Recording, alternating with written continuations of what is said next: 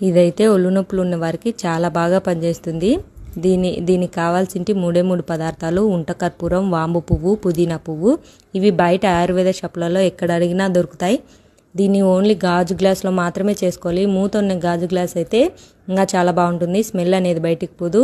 కొంచెం వాంబు పువ్వును కొంచెం పుదీనా పువ్వును వేసుకొని బాగా కలపాలి. అలాగే చిన్న చిన్న ముక్కలుగా ఉంటకర్పూరాన్ని అయితే కట్ చేసి వేసుకోవాలి.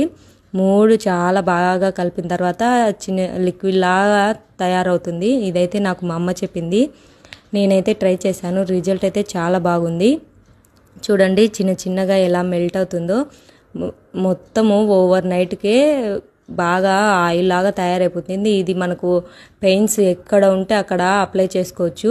బయట దొరికే పెయిన్ కిల్లర్ లాగానే స్మెల్ అయితే ఉంటుంది. మోకాళ్ళ నొప్పులకు కానీ కీళ్ళ నొప్పులకు ఎక్కడైనా మనం అప్లై చేసుకోవచ్చు.